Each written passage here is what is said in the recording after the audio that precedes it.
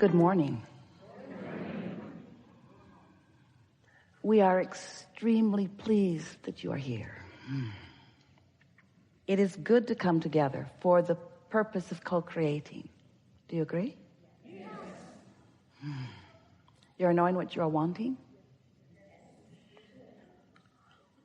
Are you enjoying the expansion of your personal desire? That's a good thing.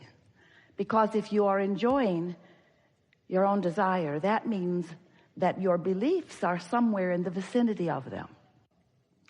We're eager to talk with you about anything that you want to talk about. There is nothing that is off limits. What we want to help you to realize, and it will be really easy for you to realize it in this environment, is that you are capable of anything that you desire with just a little vibrational tweaking. And that vibrational tweaking is easy, but it's something that you have to practice. And because you've practiced opposition to it for a while, then letting go of those practice thoughts will be a part of the process of your coming into alignment more with who you are. As we visit, it will become clearer and clearer. We'll talk with each of you in the way that is most likely to lead you down your path of least resistance to a vibrational stance that will help you to allow what you want, to allow the clarity in the moment. Did you know that the vibration of a question and the vibration of an answer are different vibrations, different frequencies? Just like you can't set your radio dial on 98 FM and hear what's being broadcast on 106 AM. The frequencies have to match up. The transmitter and the receiver have to be in sync. So you have been, through the exposure to life, you've been synthesizing, sorting, sifting, coming to conclusions and preferences, and you've been launching rockets of desire with the help of the source within you. So there is this beingness that is you, this worthy, prosperous, vital, alive being, surrounded with all of the things that you have identified that are important to you, that you want, that for the most part you're not quite yet a very good match to. This seminar really is about helping you to come into vibrational alignment with who you really are, to allow the whole of you to be present. Because when the whole of you is present, not only do you have clarity, which is delicious, not only do you have vitality, which is delicious, not only do you feel love and worthiness, which is delicious, but you are allowing the whole of who you are to be present, which is powerful. It is intoxicating. It is who you are. And once you begin experiencing that sort of alignment, where you're streaming that inspiration on a regular basis, you will never again be willing to step back into negative commentary or negative thought that deprive you of all of those resources. The leverage of alignment is unfathomable through your physical terms in the sense of comparison. But now here's a very interesting thing. There's no such thing as no in a universe that is based upon attraction. This is an inclusion-based universe, which means the things that you look at, that you want, that you say yes to, you include them in your vibration. They become part of your attraction. But those things that you don't want, that you shout no at, you also include in your vibration, because the universe is not differentiating between the word yes and no. It is only differentiating between your attention to it or your not attention to it. You see what we're getting at? So you can shout no all day long at things you do not want, and they come to you stronger and stronger and stronger because of your attention to them. Isn't that a good thing to know? So here are the laws of the universe simply explained so that you can understand how it is that things are coming to you or to others because of your attention. So when you give your attention to something and you're thinking about it in very general terms, in that general attention to it, there is less momentum. The more you think about it, the faster the momentum. So when you've given your attention to something, your undivided attention to something, and you've given your attention longer and longer, law of attraction just fills in more and more details for you. And the more detailed a subject becomes, then the stronger your point of attraction is. The more general you are, the less. And so when we talk about law of attraction, we have to use the word or put the word momentum into the equation, because if you understand that law of attraction and momentum go together, then sorting this out will be a very easy thing for you. So let's get going. What do you want to talk about? So much has happened. We're in such a good place. Let's not mess it up. Let's take the momentum that we've already established and let's hold that place of knowing that all is well, and acknowledge that you're an extension of source energy and you are here with great purpose, and that purpose is joyful beingness. That purpose is discovering a way to let the natural resources of well-being flow to you through the details of your preferences. Did you hear that? The resources of well-being flow to you through the details of your important preferences. You've been sifting and living and identifying your important preferences, and not one of your preferences has gone unnoticed or untended to.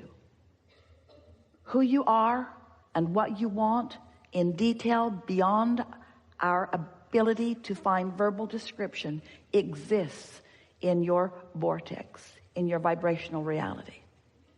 And now it's your work to create somehow, you're going to have to figure it out, a vibrational atmosphere, a mood.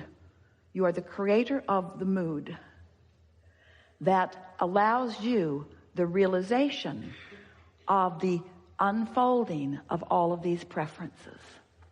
And you've put enough there to keep yourselves happily discovering for 20 or 30 lifetimes. It's such an abundance of magnificent detail that you have defined and that you still continue to define. So what we're wanting to say to you is that while you do, everyone does, you have some beliefs that are not serving you. The source within you knows who you really are and what you really want. In other words, all day, every day, as you sift through the contrast of your experience, you are launching these rockets of desire. I don't want to be rude. I want to be kind. I don't want others to be rude. I want others to be kind. I don't want to not have enough of this. I want to live in prosperity of health and dollars and so forth. So as you've been launching these rockets of desire, these vibrations have emanated from you and have added to this vortex of creation that you were when you were born, that pure positive energy, all-knowing, powerful, worthy being that you are. When you made the decision to come into this body, you didn't come to fix things that were broken. You know there were not any broken things. You came for the joyous experience of joyful expansion. And so there was a trajectory. There was momentum. We call that your vortex. It's this vibrational reality that has the potential of manifesting, but you have to, in your conscious awareness, be in a vibrational place that is in harmony with what's in this vortex. So you all have 24 hours a day, but the effort factor is so limited. When you are counting on your effort to compensate for alignment that you're not doing, you just can't make it up with hard work. There's just not enough action in the world to compensate for that misalignment of energies. But with just a little bit of awareness and understanding of how this all works, you can find yourself in vibrational alignment with who you really are, and you can access the energy that creates worlds and flow it through your vantage point toward the creation of whatever you want. You can feed the hungry. You can help the world find its balance. You can be or do or have anything that you choose, but you cannot do it from your disconnected, cut off from source energy perspective. You can't join the complainers and the pushers againsters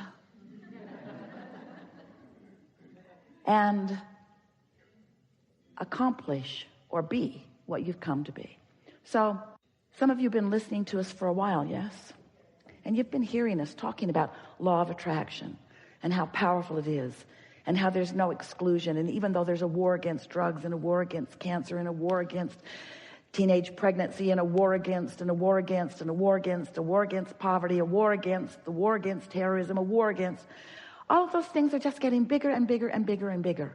Not one of those wars against anything is making anything smaller, because there is no exclusion. You cannot push it away. You only bring more of it to you, you see. And so the key to the happily ever after that you're wanting, the key is to clean up your focus. But you can't just all of a sudden stop thinking something that you've been thinking, because the law of attraction is bringing thoughts to you like the ones that are most active. So you've got to find ways of deactivating what you don't want by going general, and activating more and more what you do want, becoming more and more specific. You see what we're getting at? If you find yourself in the middle of a conversation about something that you do not want, stop talking about it as soon as you can. That helps. And in time, you'll stop talking about it. You'll stop thinking about it. You'll stop attracting it. You'll stop being part of that. Your point of attraction will shift. And that's really what we want to talk about here today. Let's get going. Let's sort it out a little bit at a time. It is our expectation that you will push the reset button today, that you will find vibrational alignment with who you are, and that you will participate in the energy of that alignment long enough that you will be forever vibrationally changed. Now, we don't mean this alignment that is certain to happen today is not like a college degree where once you get the certificate, you just hang it on your wall and it's yours forevermore. It's not like that, because your alignment either is or isn't in the moment. But you're going to be able to tell from now on whether you're in alignment or not, because you can tell by the way you feel. Your emotions are the key to your alignment. The better you feel, the more in alignment with who you are and all that you've become you are. The worse you feel, the more out of alignment you are. Sort of like the hot and cold game. Kate wanted to play that with Jerry and Esther when she was really little. They played it in a big building. She would hide something in the building, and then she would give them clues so that they could find it. You're getting warmer, she'd say. You're getting warmer. You're getting warmer. Getting colder. And because she knew where it was, and because she gave good clues, they always found it. It was so much fun. Sometimes Jerry would pretend that colder was warmer and warmer was colder, but Kate never let him get away with that. You know better than that. You know what warmer means, Jerry. You know what warmer means. You know. And you know what good feels like, and you know what not good feels like. So stop pretending that you don't know. You know. You know when you feel good, and you know when you don't. Because you have the ability, because of who you are, and because of your power of focus, and because of the laws of the universe, you have the ability to focus anything that you desire into reality. You can't create for others, but you can create anything. You can be or do or have anything that you define as something that you want, as long as your own thought does not contradict it. And that's a really interesting thing, because sometimes you want things that you just don't believe. Sometimes you believe things that you don't want. But the most important factor is, what is your belief? Because your belief is your most practiced thought.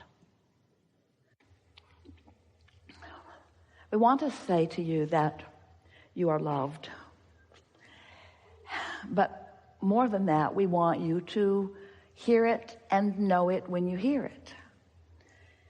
We want to say to you that you are loved in the purest form, but words don't teach. You have to let the universe show you how loved you are. But the tricky thing about that is, you won't let the universe show you how loved you are when you don't feel loved. So you're in this sort of cycle of not feeling loved, but needing something to give you the reason to feel loved before you feel loved, but you can't get there from there. So just go find some way to feel love, will you? Just go somewhere. Just go somewhere and look for the evidence of it, because it's all around you. Like, for example, you could notice that the sun came up this morning. Now, you want to say, oh, that wasn't for me. Oh, yes, it was. Oh, yes, it was.